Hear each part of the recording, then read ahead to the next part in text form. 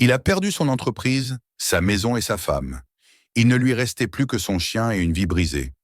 Mais dans les montagnes, il a trouvé ce qu'il n'attendait plus et a reconstruit un nouvel avenir à partir de rien. Abonne-toi à la chaîne et dis en commentaire d'où tu regardes cette vidéo. La lumière du matin s'infiltrait à travers les vitres encore embuées du vieux camion, et Ethan Harper ouvrit les yeux, comme s'il sortait d'un rêve depuis longtemps brisé. Le monde autour de lui semblait figé, suspendu entre deux réalités, celle qu'il avait perdue et celle, encore informe, qui n'existait que comme un écho aveugle. Pendant quelques secondes, avant que la conscience ne le rattrape, il oubliait tout. Mais la mémoire revenait toujours, implacable, rappelant avec précision l'homme qu'il avait été, la vie qu'il avait construite et l'abîme dans lequel tout avait basculé. Il n'y avait pas si longtemps, Ethan dirigeait une entreprise prospère de construction à Seattle. À 35 ans, il s'était forgé une réputation de maître d'œuvre fiable, capable de mener n'importe quel projet à terme, grâce à une organisation méticuleuse, une équipe dévouée et une force intérieure qu'il croyait inébranlable. Ses journées étaient pleines de réunions, de plans architecturaux étalés sur la table de conférence, de visites de chantier où il se déplaçait d'un pas sûr, saluant les ouvriers qui levèrent la main en signe de respect. Il vivait dans une maison élégante, lumineuse, dont les lignes modernes reflétaient son goût pour l'ordre et la simplicité. Cette maison, il l'avait construite lui-même, et sa femme Isabelle l'avait remplie de touches végétales et de couleurs douces. Ensemble, ils formaient l'image même d'un couple solide, uni par des rêves communs et une ambition partagée. Isabelle était l'une des raisons pour lesquelles Ethan croyait que tout ce qu'il entreprenait ne pouvait qu'aboutir. Elle dirigeait un studio de design paysager où elle imaginait des jardins épurés, toujours baignés de lumière, comme si elle cherchait à recréer un fragment de paradis dans chaque cour. Il parlait là souvent de l'avenir, d'un voyage en Amérique du Sud, du désir d'agrandir la famille, ou même de bâtir un jour une retraite dans les montagnes, loin du bruit de la ville. Rien ne laissait présager que le fil de leur vie pouvait se rompre. Puis vint ce projet, celui qui devait couronner la carrière d'Ethan. Un complexe résidentiel de luxe au bord d'un lac. L'offre était irrésistible, le gain potentiel immense, la visibilité exceptionnelle. Le développeur, élégant, souriant, maniant les chiffres avec une aisance impressionnante, lui avait assuré que tout était parfaitement financé. Ethan avait ressenti quelques doutes en lisant certains documents, une sensation fugace que quelque chose clochait, mais l'ambition l'avait emporté, renforcée par la certitude que sa compétence suffirait à maîtriser tout imprévu. Il avait signé, investi, engagé des ressources personnelles, contracté des prêts qu'il croyait temporaires. Ce fut le début de la chute. Les premiers retards furent justifiés, puis les réponses devinrent évasives. Un matin, les bureaux du développeur étaient vides, les téléphones déconnectés, les courriels revenaient avec un message automatique. En quelques jours, le projet s'effondra comme un château de cartes. Les comptes furent gelés, les banques réclamèrent leurs échéances, des plaintes furent déposées. Ethan découvrit qu'il avait été l'instrument d'un vaste stratagème financier. L'entreprise qu'il avait bâtie au fil des années se retrouva au bord du gouffre. Lui, l'homme organisé, sûr de lui, dut assister impuissant à l'écroulement de tout ce qu'il avait construit. Isabelle tenta d'abord de l'aider. Ils réduisirent leurs dépenses, vendirent des biens, travaillèrent jour et nuit pour comprendre comment sauver ce qui pouvait l'être. Mais l'atmosphère de la maison se chargea d'une tension épaisse, presque palpable. Ils ne parlaient plus qu'en chuchotant, comme si une voix trop forte risquait de faire s'écrouler ce qui restait encore debout. Isabelle se fatiguait, ses yeux perdaient leur éclat, et Ethan, rongé par la culpabilité, n'arrivait plus à regarder sa femme sans se sentir un fardeau. Chaque conversation devenait un rappel douloureux de ce qu'il n'avait plus. Ethan changeait sans s'en rendre compte. Il s'enfonçait en lui-même, passait des heures à fixer un mur ou la tasse vide posée devant lui. Les nuits étaient les pires, car l'obscurité amplifiait le bruit de ses pensées. Il ne dormait plus, ne mangeait presque plus, et parfois Isabelle le trouvait assis dans la cuisine à 4 heures du matin, immobile comme une statue. La distance entre eux s'élargissait, et malgré l'amour qui les avait unis, ils devenaient étrangers l'un pour l'autre. Le matin où tout bascula, la maison était silencieuse, trop silencieuse. Ethan descendit les escaliers, sentit l'air immobile, ouvrit la porte de la chambre d'amis, puis la cuisine, sans trouver Isabelle. Sur la table de la salle à manger, une lettre l'attendait, soigneusement posée. Il reconnut son écriture fine, avant même de lire les mots. Elle partait. Elle allait chez ses parents. Elle ne pouvait plus supporter la douleur de le voir se détruire, ni continuer à vivre dans un foyer où chaque jour pesait comme une menace. Elle se disait désolée, mais épuisée. Elle lui souhaitait de retrouver la lumière un jour. Ethan relut la lettre plusieurs fois, incapable de comprendre pleinement ce qu'elle signifiait. Le cœur battant trop fort, il se rendit compte que la maison n'était plus seulement vide, elle était devenue étrangère. Quelques semaines plus tard, elle ne serait plus à lui non plus. La banque avait engagé la procédure d'expropriation. Le jour où il rendit les clés, il se sentit comme un intrus dans ce qui, autrefois, avait été son refuge. Il ne lui restait presque rien. Quelques vêtements, des outils qu'il avait emportés machinalement, un vieux camion cabossé et Ben. Le chien n'avait rien compris aux disputes, au silence, aux cartons qui disparaissaient un par un. Il sentait seulement que quelque chose de grave se passait, mais il restait près d'Ethan, la queue basse, le regard fidèle. Ben était un Malinois, énergique, intelligent, un compagnon qui n'avait jamais quitté Ethan. À présent, il devenait la seule présence qui ne s'était pas éloignée. Ethan ne savait plus où aller. Il quittait les motels au petit matin, s'installait sur les parkings, faisait de petites réparations pour quelques billets, mangeait frugalement. La honte l'empêchait d'appeler ses parents. Il évitait les messages de ses anciens collègues, ne répondait à personne. Chaque nuit, il s'allongeait sur le siège du camion, le cœur serré par l'impression de vivre une existence qui n'était plus la sienne. Les pensées tournaient sans cesse, revenaient, le rongeaient. Il revivait chaque décision du projet maudit, chaque conseil ignoré, chaque conversation avec Isabelle. Il imaginait ce que sa vie serait s'il avait choisi différemment, puis se perdait dans le vide. Il se réveillait en sursaut quand Ben posait sa tête sur son bras, comme pour le rappeler à la réalité. Un matin, alors qu'il était garé près d'une aire de repos en lisière des montagnes, il but un café tiède en observant les crêtes lointaines. Quelque chose dans cette vision immobile déclencha un souvenir.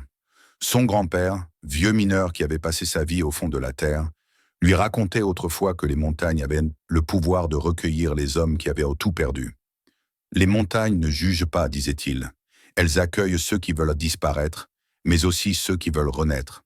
Ethan sentit un frisson, non pas de froid, mais de reconnaissance.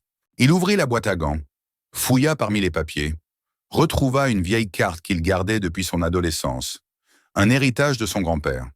Il chercha un endroit dont le vieux mineur parlait souvent. Eagle Creek, une zone reculée, autrefois utilisée par des ouvriers de passage.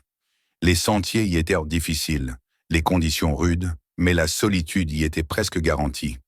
Il resta longtemps immobile, la carte dépliée sur ses genoux. Son esprit hésitait, mais son cœur, lui, savait déjà. Pour la première fois depuis des mois, une direction s'esquissait, fragile mais réelle. Il tourna la tête vers Ben, qui le fixait attentivement, comme s'il attendait sa décision. « On y va, mon vieux » murmura-t-il.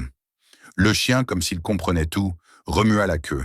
Ethan démarra le moteur et prit la route des montagnes, sans savoir exactement ce qu'il allait y trouver, mais certain que rester où il était signifierait mourir à petit feu.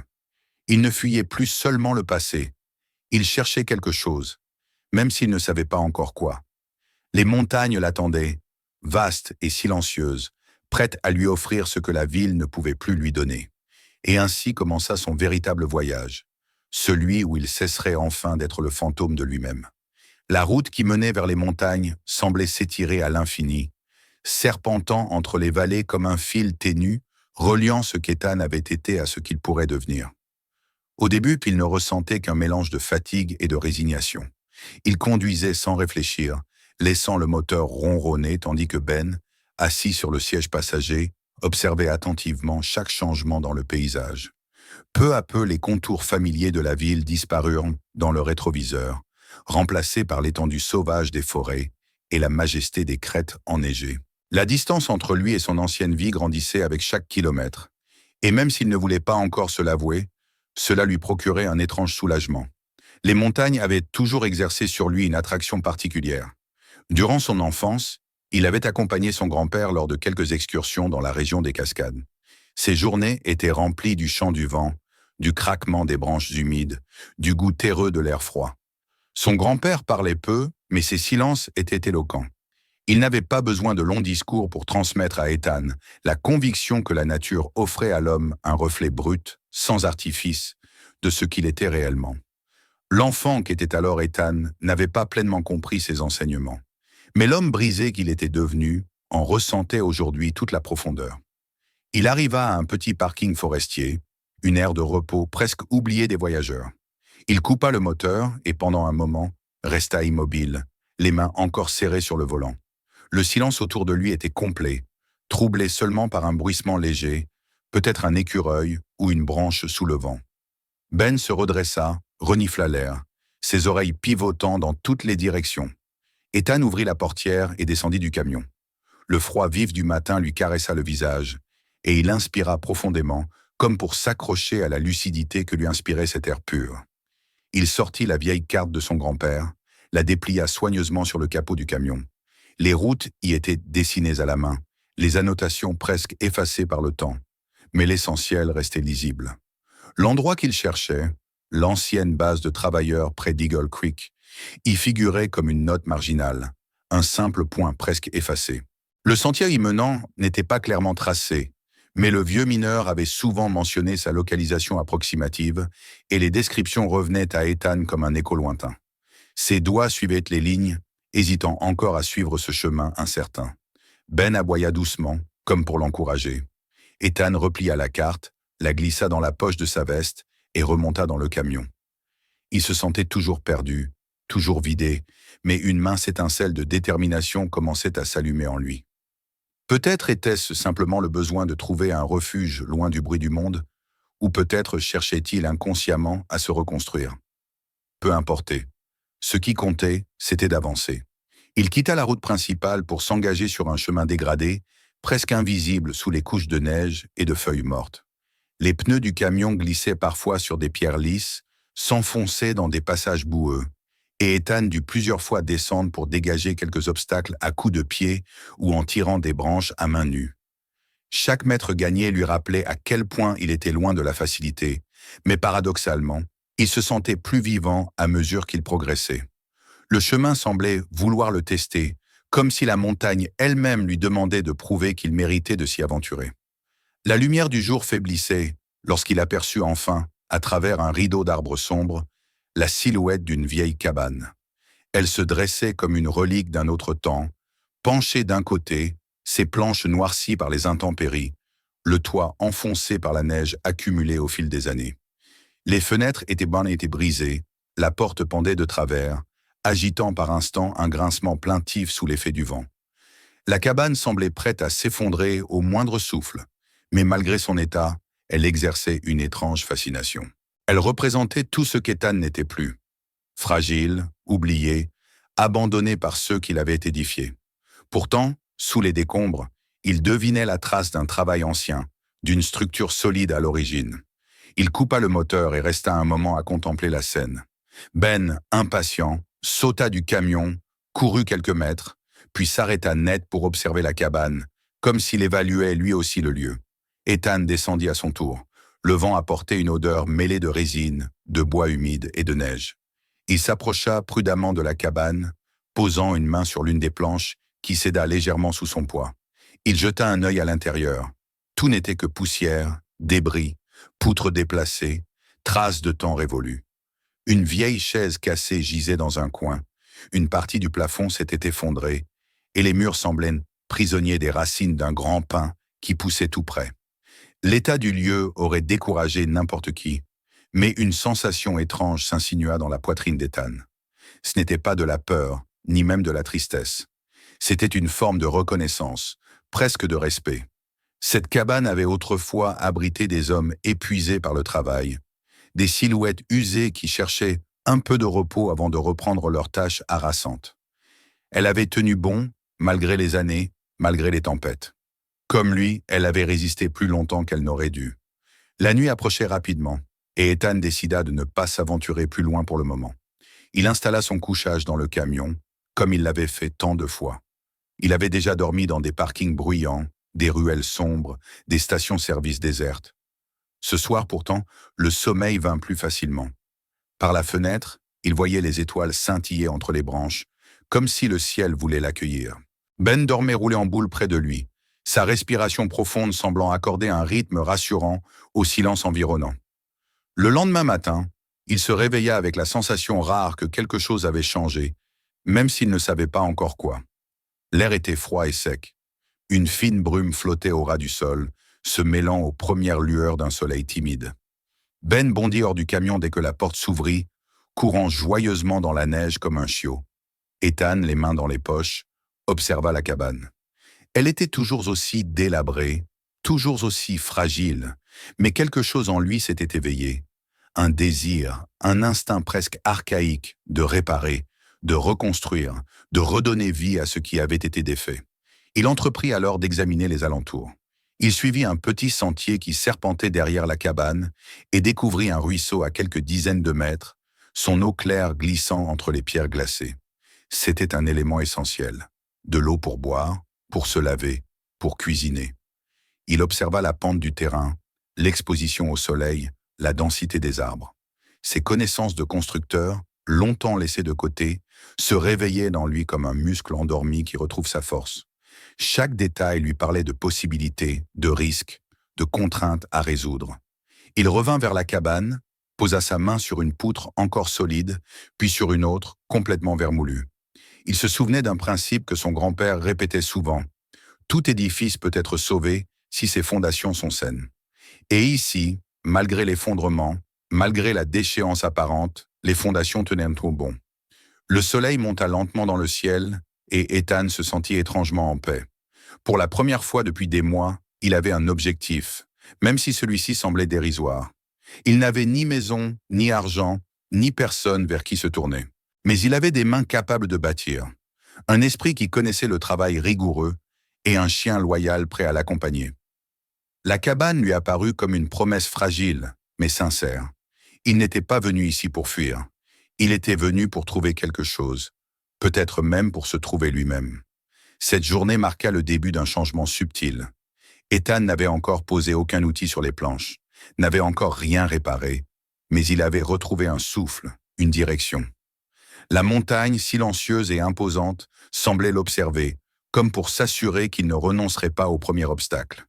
Il comprit alors que ce lieu n'allait pas seulement lui offrir un abri, il allait lui demander un engagement, un respect profond, une volonté sincère de renaître.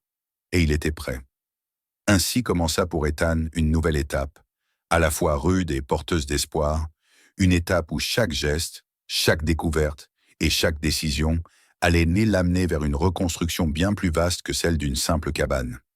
Les jours qui suivirent prirent une régularité que la vie d'Ethan n'avait pas connue depuis longtemps. Chaque matin, il se réveillait avant le lever du soleil, non plus poussé par les angoisses ou par le vacarme intérieur qui l'accompagnait depuis des mois, mais par une forme de nécessité presque instinctive. La cabane en ruine dressée devant lui n'avait rien d'un foyer, rien d'un refuge, mais elle représentait un but, une ligne d'horizon capable de tenir son esprit hors des ténèbres qu'il avait autrefois englouties. Peu à peu, le vide qu'il portait en lui se remplissait de gestes simples, de préoccupations concrètes, de pensées tournées vers l'action plutôt que vers le passé. Le premier chantier qu'il entreprit fut de dégager les décombres qui encombrèrent l'intérieur. Il fallait faire de la place, comprendre ce qui pouvait être sauvé et ce qui devait être remplacé. Il se saisit d'une vieille pelle trouvée dans le camion et commença à sortir les morceaux de bois pourris, les chaises brisées, les débris accumulés par les intempéries et le temps. La poussière s'élevait autour de lui dans des tourbillons épais, lui collant à la peau et à la gorge.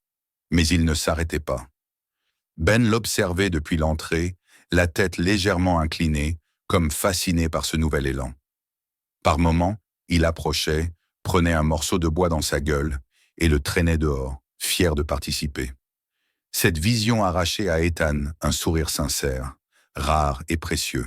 En travaillant, il redécouvrit des sensations qu'il croyait perdues, la tension familière dans les épaules lorsqu'il soulevait une poutre, la satisfaction du mouvement mesuré lorsqu'il frappait avec le marteau, la précision naturelle avec laquelle ses mains jugeaient l'état d'un matériau. Son corps, habitué jadis à des tâches physiques et manuelles, retrouvait avec facilité sa force et son rythme. Les heures passaient sans qu'il ne les voie. À midi, il faisait une courte pause pour manger un peu et se désaltérer au ruisseau, puis il reprenait sa tâche jusqu'au soir. Les premiers résultats se firent voir après quelques jours. L'intérieur était dégagé, les murs apparaissaient clairement, révélant l'étendue du travail à accomplir. Certaines poutres portaient encore, solides malgré les années, tandis que d'autres menaçaient de s'effondrer à la moindre pression. Ethan entreprit alors de renforcer les structures essentielles. Il remplaça les parties les plus fragiles du squelette de la cabane, consolida les coins, ajouta des planches là où le vent passait librement entre les fissures. Le sol irrégulier et recouvert de débris fut remis à niveau autant que possible.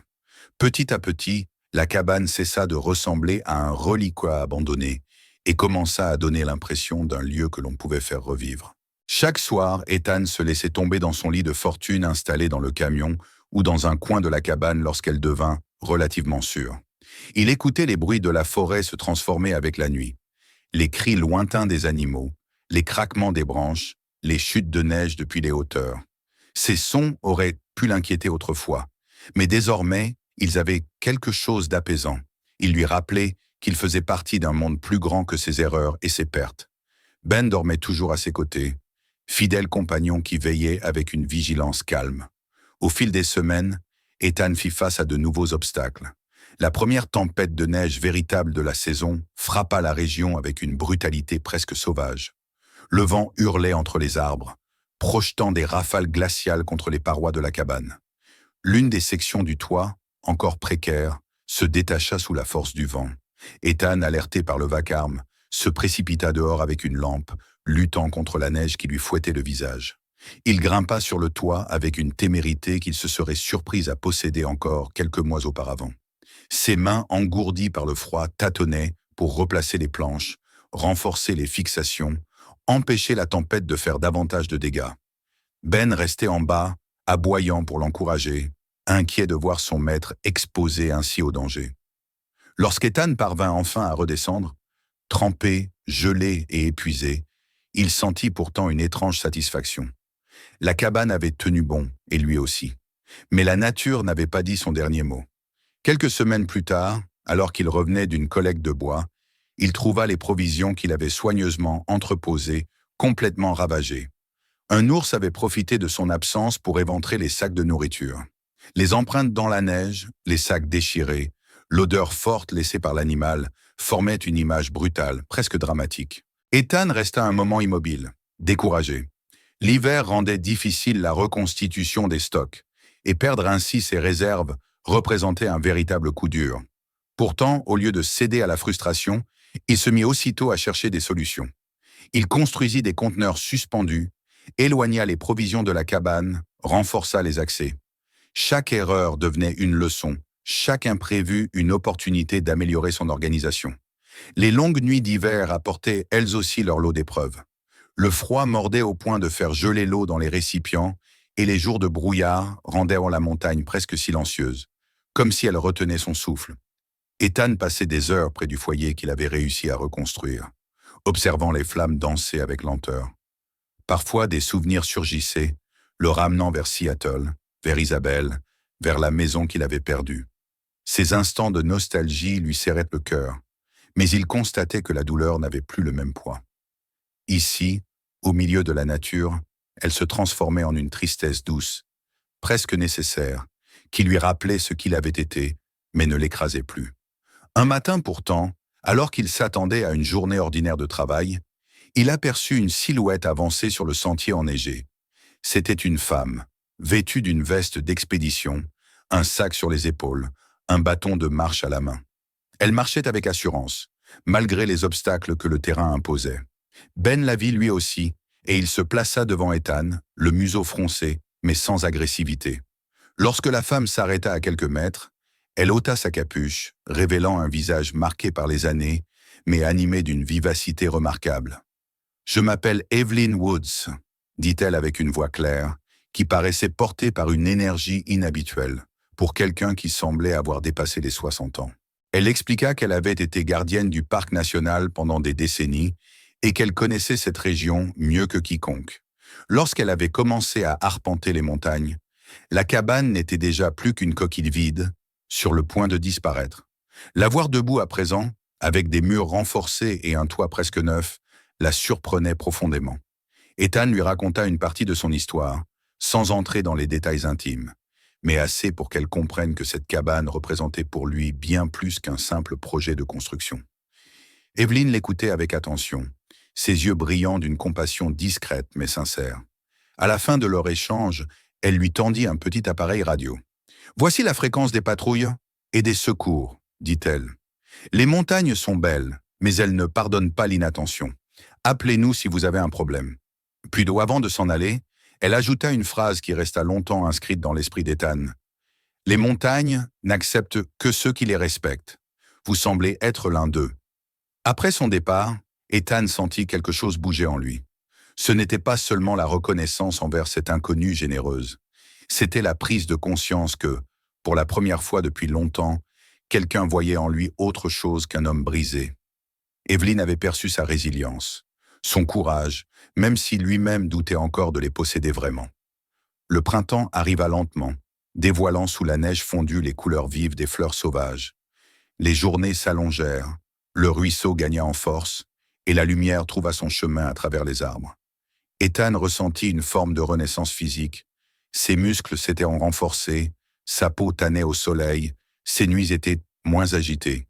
Il se surprenait à observer les montagnes avec une affection qu'il n'aurait jamais imaginée. Les paysages semblaient parler un langage secret que seuls ceux qui les habitaient pouvaient comprendre. Un après-midi, alors qu'il explorait les environs pour trouver des matériaux, il tomba sur une ancienne plaque métallique à demi enfouie sous la terre. En la nettoyant, il découvrit des noms gravés, probablement ceux des ouvriers qui avaient autrefois séjourné ici. Au bas de la plaque, quelqu'un avait inscrit de sa main « J'ai trouvé ce que je cherchais ». Ethan sentit une émotion lui serrer la gorge. Il prit son couteau et grava doucement sous cette phrase « Je cherche encore ». Ce geste, simple mais profondément symbolique, représentait pour lui l'acceptation honnête que son chemin était encore en cours, mais qu'il avançait enfin. Les montagnes, silencieuses et imposantes, semblaient approuvées.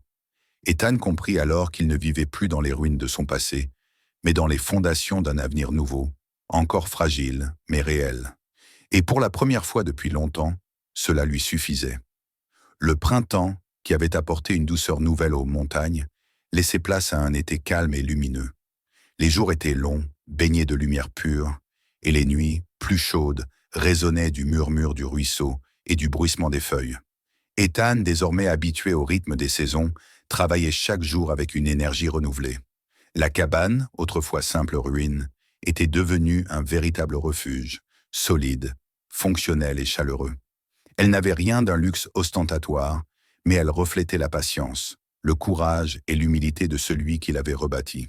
Pourtant, ce qui changea profondément son existence ne fut pas seulement la reconstruction matérielle, mais l'écho inattendu que son histoire trouva dans le monde extérieur. Tout commença un matin où le soleil s'élevait à peine derrière les crêtes. Ethan remarqua un homme s'approchant lentement du sentier, appareil photo en bandoulière et carnet de notes à la main. Il marchait d'un pas attentif, observant chaque détail du paysage. Ben, fidèle à ses habitudes, se plaça entre l'inconnu et Ethan, sans agressivité, mais avec une vigilance naturelle. L'homme s'arrêta, leva une main en signe de paix et se présenta. Il était photographe indépendant, passionné par les récits de vie en pleine nature. Il avait entendu parler, par un habitant de la vallée, d'un homme qui reconstruisait une cabane abandonnée dans les montagnes et avait décidé de s'aventurer jusque-là pour vérifier l'histoire. Ethan, d'abord méfiant, finit par accepter de discuter avec lui. Le photographe ne posait pas de questions intrusives. Il semblait simplement fasciné par l'engagement qu'exigeait la vie en autarcie. Il prit quelques clichés de la cabane, du ruisseau, des outils, et même de Ben, qui posait presque avec sérieux. Quant à Ethan, il ne chercha pas à embellir la vérité. Il raconta son arrivée ici, son travail quotidien, les tempêtes, le froid, les pierres, les moments de solitude, mais aussi la paix inattendue qu'il avait gagnée au fil du temps. Le photographe écouta, ses yeux brillants d'un intérêt authentique. En repartant, il remercia Ethan chaleureusement et lui promit qu'il ferait connaître son histoire, non par sensationnalisme, mais parce qu'elle avait une portée humaine que beaucoup ne comprendraient peut-être pas, mais que d'autres pourraient reconnaître comme un chemin possible. Les semaines suivantes, Ethan reprit ses activités sans y penser.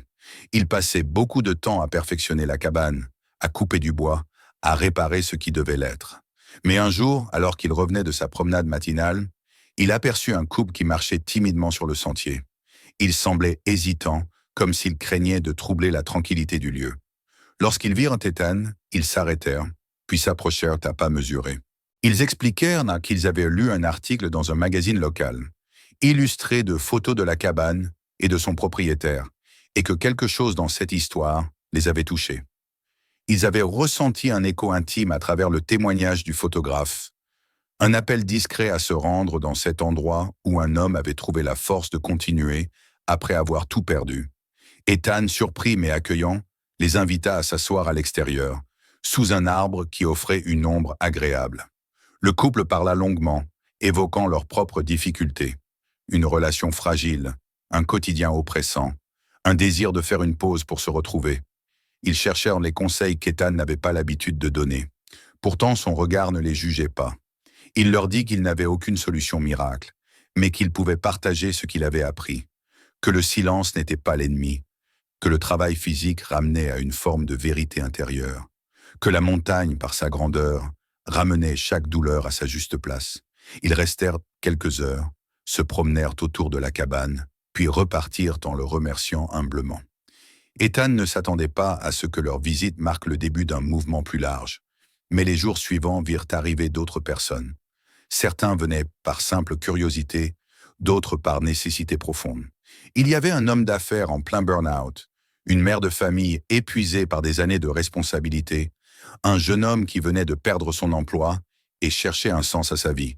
Chacun portait en lui une fragilité que la montagne révélait, mais aussi une capacité à renaître que le calme du lieu faisait émerger. Ethan se retrouva peu à peu dans le rôle inattendu de guide, non pas un maître spirituel ni un thérapeute, mais un homme qui pouvait témoigner de sa propre chute et de sa lente reconstruction. Il montrait comment couper du bois, comment réparer une planche, comment écouter le rythme naturel du jour. Ces gestes simples, il les proposait comme des chemins vers soi-même. Il ne parlait jamais de son passé avec amertume, ni n'en faisait une leçon de morale. Il racontait seulement ce qu'il avait vécu, laissant à chacun le soin d'en tirer ce qu'il voulait. Ses visiteurs, parfois timides, parfois pleins de doutes, repartaient toujours transformés, même légèrement. Certains demandaient s'ils pouvaient revenir.